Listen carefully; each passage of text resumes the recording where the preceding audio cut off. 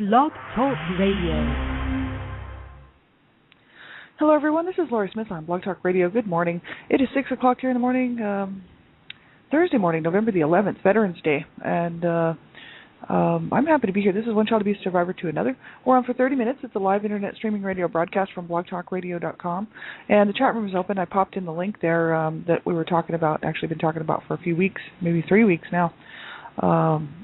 Angerresources.com, www.angerresources.com, ANGEROURCES.com. And that's Dave Decker and Michael Opsat's website, and it's a great website. There's all kinds of good information on there for people who may be experiencing things like road rage or finding themselves getting mad because or angry because they're having to wait in lines, and it stresses people out. And going to the doctor's office and you have to wait or you might have to go to the clinic and wait for 3-4 hours just to be seen, by someone just to tell you to wait in another line for 3 or 4 hours. And these things can all escalate, to anger problems. People, I've seen it myself, and I've actually done it. I've been a road rage person who, was extremely road raging. I was always raging on the road when I was driving. And, eventually when I got older, I did learn how to kind of calm down in the car. But when I was young, I had a lot of problems with that.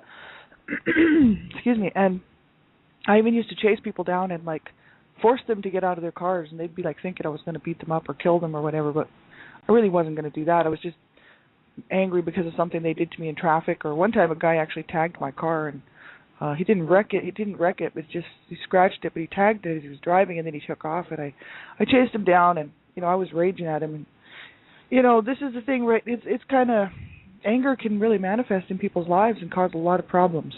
And excuse me, my voice is terrible this morning. And when especially if you grow up around a lot of anger and people who don't know how to handle it properly, and that's where I'm at.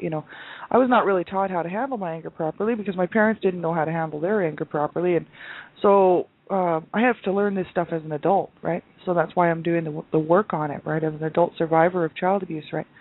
So, but it can really, this information can be good for anybody who may be experiencing anger issues, right, in their life, and just kind of looking how can I get some help with my anger issues, right? So it's good information. I really like it.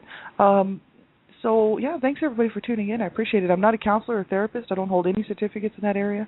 I'm just a private citizen paying to do my own blog talk shows because I want to be one more voice talking about abuse and all abuse-related topics, including survivor issues. And I know what it's like to be on the other side. I know what it's like to be sitting in that dark place and, not able to sort of see the light on the other side of this whole thing. And so, I thought it'd just be one more voice out here for people to say, just to say, hey, you can do it. There's all these people in front of me that are saying the same thing to me, right?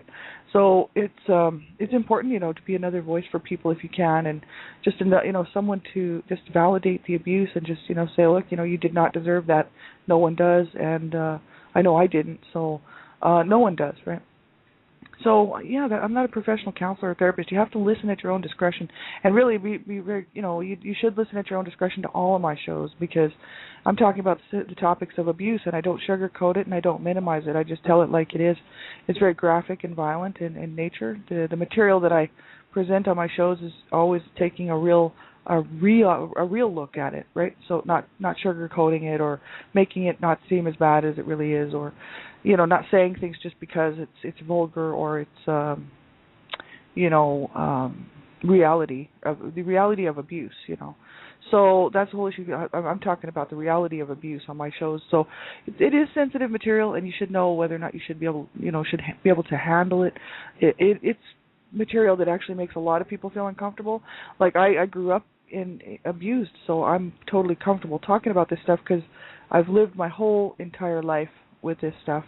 And so it doesn't bother me to talk about it. It bothered me to be abused. It really did. I did not like to be abused by my parents or my sibling. And this is the thing. It was very uncomfortable to be abused, but I actually don't mind talking about it. So that's the thing. But some people have a real hard time listening to stuff like this. So you have to be very careful and know what's good for you to listen to, and listen to all my shows at your own discretion. And because you can just turn the show off, and it would not hurt my feelings, right? A young person, young people under the age of 18. I ask that you have someone listen to my shows with you, an adult who can help you make a decision whether or not you should be listening. And a lot of adult content on my shows, every one of my shows. And, you want to be sure that, I don't know how young the people are who are listening to my shows. So if you're really young and under the age of 18, I just ask that you have permission to listen to my show from an adult, If you don't have a parent who cares about you because, hey, I know all about this, a teacher, counselor at school, somebody, a coach, excuse me, somebody in your life, that's older, that's an adult that can help you make the decision whether you should be listening. And then you can ask questions. If you're not sure what I'm talking about, you can ask them to help you find that information, right? It's just so important to keep yourself safe online, right? So we'll get right into this article, and this is defining domestic abuse. We're almost done with this article, actually.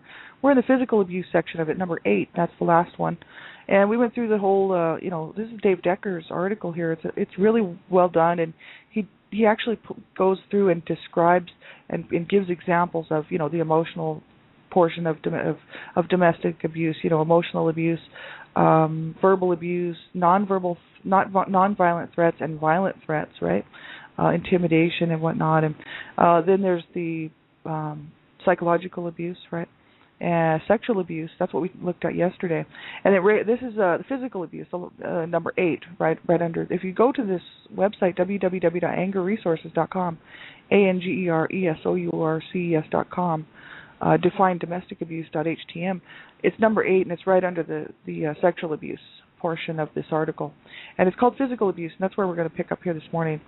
And, the domestic abuse is horrible, and it's bad enough, it's extremely damaging when people are threatening each other, causing a lot of fear and intimidation in the home, like two people, partners, parents, couples fighting, right, boyfriend, girlfriend, calling each other names, a lot of verbal abuse, emotional abuse, and psychological abuse. But it's extremely hard as well for children to watch their parents physically abusing each other. And it's horrible. It's absolutely horrible, because as children, you kind of feel really powerless. Excuse me, powerless to help your, the parent who's actually being battered. And it's like, you love your parents, so you don't want to see them fighting and tearing each other apart.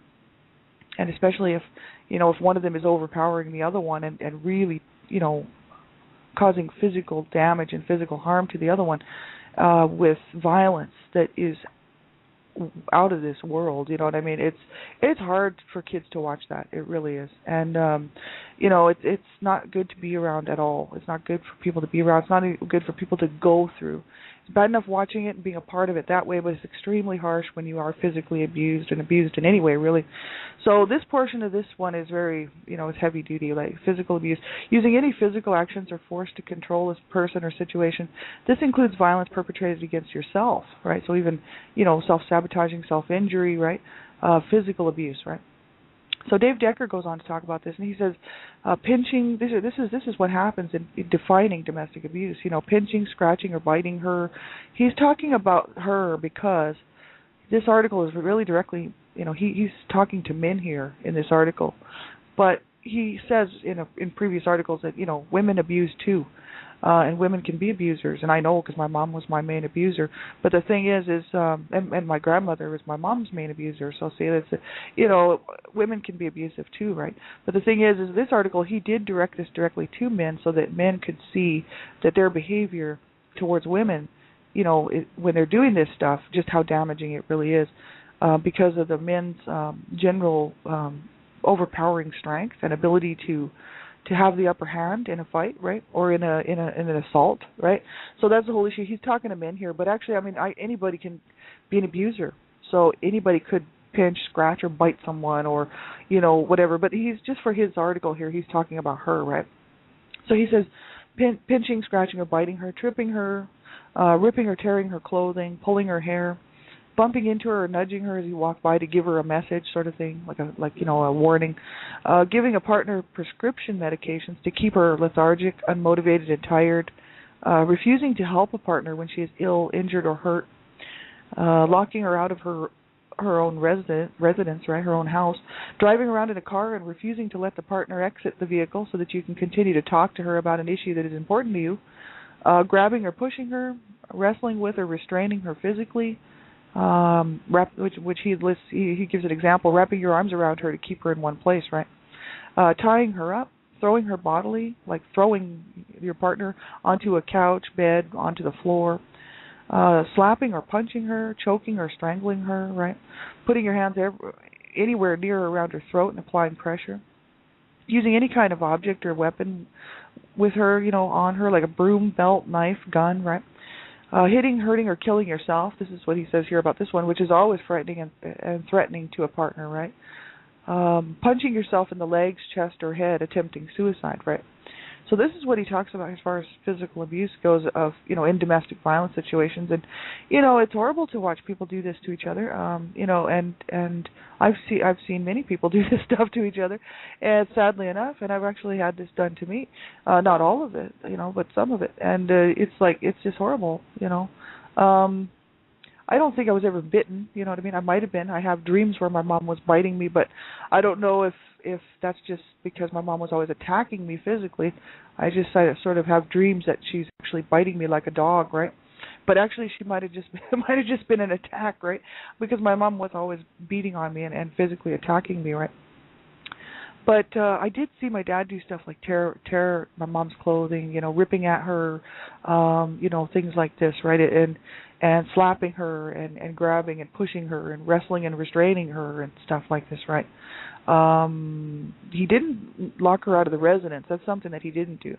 And, my mom didn't lock him out of the residence, right? So it's kind of interesting. Not that I know of, you know what I mean? Maybe they did, but maybe I just didn't know about it, right? Refusing to help a partner when they're ill, injured, or hurt. That's a big one, It's like it's horrible when people do stuff like that, refusing to help your partner, and especially if you've caused the injury and then you're just going to, because you don't want to be busted because you're the abuser, let's say, and you've injured your partner or your children and you don't want to go get them help, right? Well, that's what was going on in our home, right? And my mom was extremely sick. She had a lot of physical problems as well as mental problems, but the whole thing is that she was physically ill as well. And my dad was really, I think, really responsible for most of it. You know what I mean? You can only be abused so long before it starts affecting your body in serious ways, right? And so, plus she had like 10 kids, right? So she had 7 children lived, and the other 3 were stillborn. So she had a lot of pregnancies. They actually told her after the 5th child not to have any more, and then she went and had 5 more pregnancies, in which 2 of us made it and 3 didn't. So, that just tells you the fact that, my dad really did not care for her health. It was not like he was not concerned that she lived or died. It was all about his needs, his own sexual needs, right? And which is kind of, I was abused sexually as a child, and I thought it was actually my dad that had done it, because for a long time, because I blocked some of it out, right? I blocked a lot of it out, but not all of it. I thought it was my dad, because my dad was always sexually using my mother and sexually abusing my mother, you know what I mean? Like raping her, treating her so bad, So I kind of associated that with the sexual abuse that I suffered as a child with my dad, because he was already sexually abusing my mom, right? But then I thought about it, and the more I thought about it, the more it seemed to me that it was my brother that actually had done that to me. But it could have been my dad. See, I don't know, right? Because my dad was a very sick man, right? And he did a lot of horrible things to my mother, you know what I mean?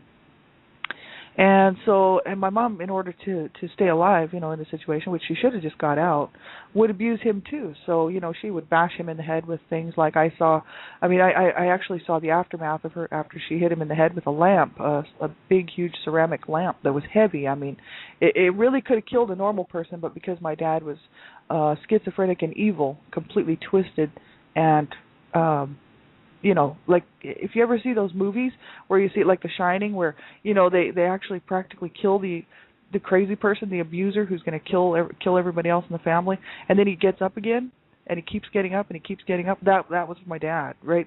My dad. I mean, he's not anymore. He's 87 years old, and he acts like he's just the sweetest man, and he pulls off a really good front, He's got the world believing that he's just this really sweet man and he's a good person and all this, right? Which he's not. He was so incredibly evil and so incredibly twisted that many of my brothers wanted to kill him because of what he had done to them, as well as what he had done to my mom. And many of my brothers actually moved out, and one was killed before I actually got too much older, and they did, were only able to help me in this situation for so long, against my mom and dad, right? So they only really tried to protect me really while they were there, and that was only when I was really young. But my dad hurt me extremely well. He did a great job to physically hurt me as well as emotionally, psychologically hurt me and the rest of my family. So he was a horrible man, and it's just horrific what people do to each other. And he just thought it was okay. He thought it was all right to do what he was doing to my mom, choking my mom, strangling her, raping her, slapping her around, calling her names, in front of her children, and then beating on the children in front of her. And this I witnessed because I was there and I was part of it, right? Beating on her in front of the children. They didn't care. They didn't care that the kids were in the room and if the kids got hurt in the meantime, because they were only thinking of themselves, And so, their big vicious fights would break out in the living room, especially on Sunday. I just hated Sundays, and I absolutely hated the Sunday, and I actually have a problem with it even today. I have a problem with Sundays because my whole entire life, really, with them in the home, even as an adult, they still fought on Sundays. They couldn't get over it. I don't know why, but I guess it was just they got so used to it. They kind of figured, oh, it's Sunday, it's our time to fight, right? They always fought on Sundays, and Sunday was just the worst day because generally someone would be hurt on Sunday, and we'd have to start school the next day on Monday, and there might be more than one person hurt on Sunday. So there'd be a bunch of us hurt on Sunday. You know what I mean? It wasn't just like, they were picking on one person, or, it'd be my dad abusing my mom, and then my mom would abuse my dad, and then my mom, because of her rage and anger, would abuse me, and then my dad would beat up my brother. And the whole thing was out of control and completely, absolutely twisted, and to see this stuff and grow up around it and then be part of it, it's absolutely horrific what it does to people. And the whole, physical side, the emotional side, psychological side, sexual side of abuse. I mean, my God. It's like, if you've experienced this stuff, man, I'm telling you, get some help and don't suffer in sadness and silence and on your own. I did that for a long, long time, and that's why I keep saying that, because I'm so glad I finally reached out. That's the reason I keep saying that, is because I was going to keep this to because I had lost so many friends over it. As soon as I tell people a little bit about my past, I mean, I wouldn't even tell them all this much. I just, might talk a little bit about it. They either would say, oh, you're just too much, I can't handle this type of relationship, and they'd leave, or they would just blow it off and they would just be like, I don't really want to hear about that. And I guess, they have their own right to what they want to listen to and what they want to be privy to. And so, I thought, well, I just won't tell anybody, I'll just keep it to myself. And I was sitting there, for a few years, not having anyone to talk to, was in a complete depression and funk, And I thought I was actually going to self-injure, and I was going to, this was 3.5 years ago. And I talk about this a lot because it's the actual place where, it's the point in my life where I actually decided that I was going to go ahead and allow myself to live, right? And get some help, whether it be a counselor, therapist, group support, online group support. I decided to allow myself to do that. I said, man, I really need to reach out because I want to live. I finally decided. I mean, I had decided throughout my life to live, otherwise I still wouldn't be here, right? Because I was the type to actually be planning my suicides, right? So, I mean, it's absolutely horrific. Absolutely horrific, and you do not deserve to suffer in silence and alone. But you have to know what's good for you. So, a therapist or counselor might be a better idea if you just want to keep it to yourself, and you don't want, you want it more private, right, one-on-one. Whatever you think you might need, right, to help you to heal and to move forward. The only reason one of the big reasons I'm doing this is because I'm breaking the silence about abuse, and that's probably the biggest reason, is that people need to know, they need to hear from somebody who's experienced it. Really, most people that are out there talking about abuse are talking about the clinical portions of abuse, the clinical sections, the clinical documents, the clinical stuff that doctors are putting out and psychiatrists and whatnot. And it's all clinical jargon, and it doesn't really mean anything because it's not about the blood, it's not about the sweat, it's not about the fear, it's not about the complete devastation and degradation of a person's body, soul, spirit. They're not talking about that. They're just going on and on about the clinical stuff, right? And I thought, man, no, there's people out here who have survived this horrific abuse. I know because I'm one. And, we need to be talking about this stuff because this is the issue. Kids are dying right now in the same situation that I was in, but it's just one too many blows. The parents are just choosing to kill them instead of to allow them to live. You know what I mean? Like, it's absolutely horrific. And, my grandmother killed one of her sons, right? So my mom was murderous as well and could have killed me. And, my dad was threatening to kill us all the time, right? This is so incredibly serious. We're just lucky to be here. And I didn't used to think that. I used to hate my life, and I'd be like, I'm not lucky to be here. I would ask God to take my life. I'd be like, God, you have to take me out of this, And then other people around me would die, and I'd be so mad because I'd be like, I want to go. I'm the one that wants to go, and he's taking all these other people, because I was 10 years old and I wanted out, And so that's the whole issue. People, there's a lot of people that like to minimize abuse and like to pretend that it's not that big of a deal. Well, it is. It's a big deal. It's a huge big deal because I know what's happening to these people out here, and I know what will happen to them. You know what I mean? Absolutely wrong in every way. And so that's why I'm doing this. You know what I mean? Because people just, you can read an article like this, but if you don't have anybody to sit there and say, look, this is what happens to people firsthand, knowing exactly what it's about, then you can't really validate the abuse with anybody. You know what I mean? It's all just an article. It's just words on paper. But when you've experienced that, and you've been there, you know what I mean, and you know the horrors behind it, the psychological damage that's done because of the physical abuse, because of the sexual abuse, the verbal assaults, the nonverbal, the violent threats, the, people slamming things or people around the room and completely destroying the family. This is the reality of it. That's the whole issue. There's not, there are people talking about it, but it's not mainstream. So you just have to hear stuff like on Blog Talk Radio or wherever else where people are really talking about the real truth of abuse. And, this is so incredibly serious. And as a survivor, I thought, man, I've got to raise my voice and I've got to, sort of let the world know that, hey, you know what? I know there's right now, just in the United States alone, 60 million survivors of child sexual abuse. 60 million.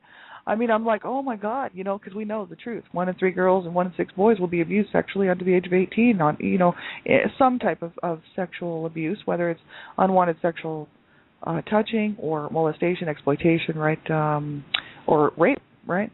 And I'm a survivor, so I'm sitting here, and I knew so many people who grew up like this. So see, abuse to me, I mean, that was my life. This is my life. This is my reality. Is bruises and cuts and bloody noses and fat lips and black eyes and bruised body, welts, and that's my childhood. And so I know so many people out there who have gone through that and worse. You know what I mean? So that's the whole issue. Like this is the reality of it. And I thought, man, I got to be a voice out here for people to say, look, I know the harshness of this because I've been in it and been through it. I'm lucky to have my teeth, to be honest with you.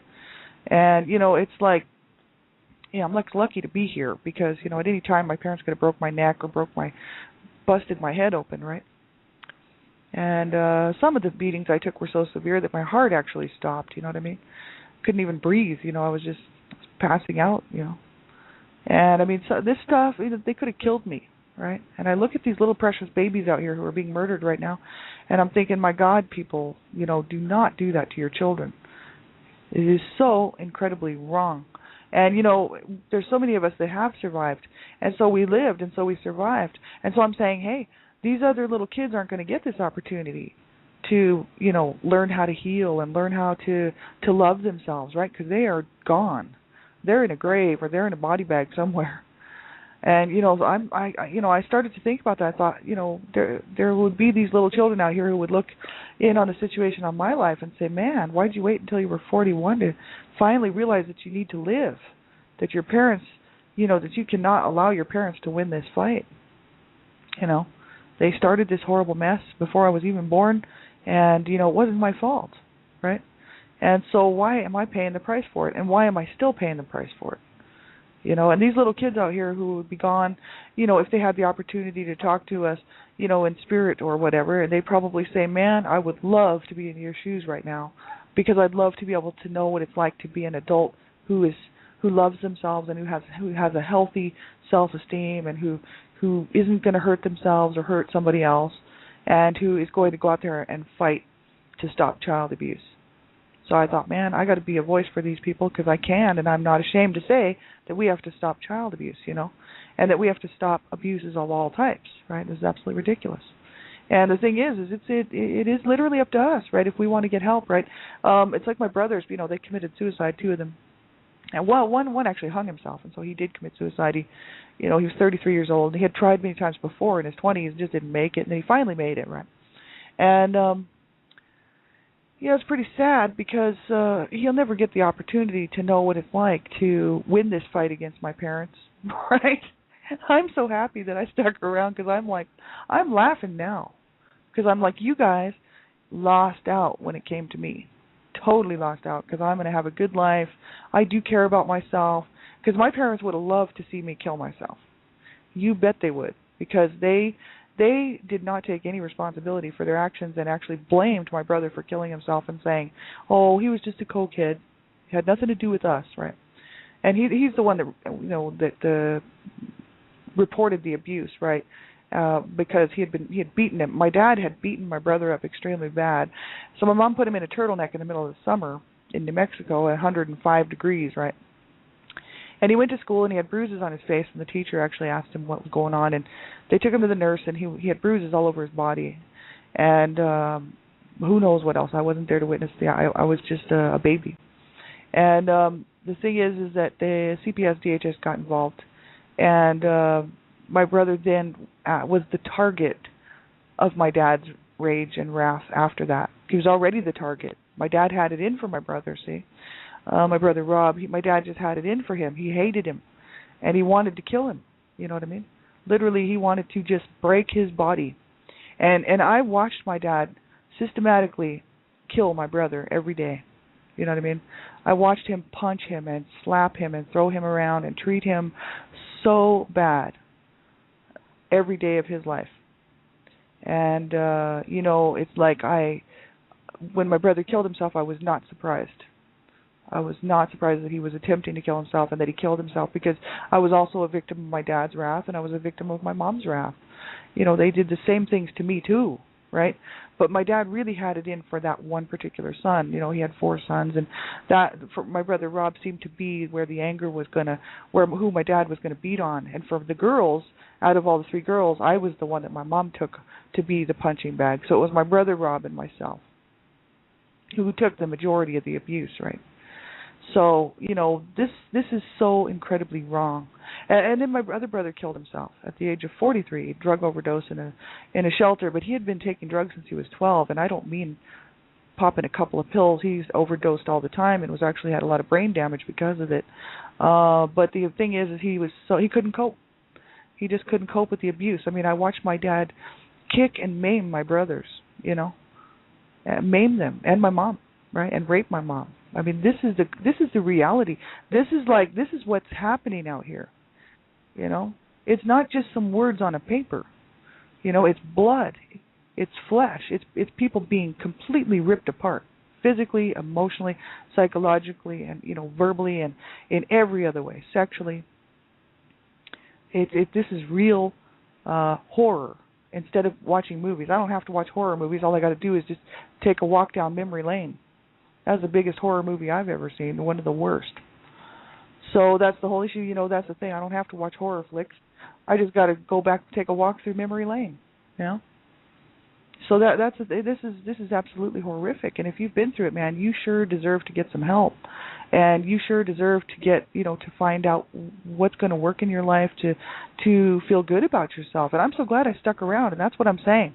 My 2 brothers won't ever get the chance to win this fight over my parents. Because they're gone. They gave up. So don't give up. Never, ever, ever give up. That's what I'm saying to you right now. That's my thing. I'm determined to win this fight against my parents. I'm like, you are not going to kill me. You're not going to kill me as a child, and you are not going to kill me as an adult, because I'm going to stay alive, and I'm going to have a good time, and I'm going to enjoy myself, and I'm going to learn how to love myself and heal and be good to other people as well as myself and enjoy this life. And you know what? That's such a burn on them, because they wanted to see us all dead, right? So I'm like, yes, I win, you know? And so it's awesome, and I hope that you will do the same thing and stick around, man. You know what I mean? Get some help. Do whatever you have to do. Call a crisis line. I don't care what you have to do. You call a crisis line. You get a hold of somebody if you are having a hard time coping and you just think that there's no answer. There is. You have to keep going, and you have to keep looking for it, right? And I'm telling you, there's too many survivors in front of me saying the same thing, so I know it's the truth, right? So take care of yourselves, everybody. You know, be really good to yourself, and have a nice day. We'll talk to you again soon. I'll be back on tomorrow morning, same time, 6 o'clock a.m., one child abuse survivor to another. And we'll be looking at another section of this, which is abuse towards women and what happens to women when they are abused, right? They're specifically looking at abuse of women, right? But I know that a lot of it's sort of the same thing for men too, right? So take care of yourselves. Have a great day. We'll talk to you real soon. Bye-bye.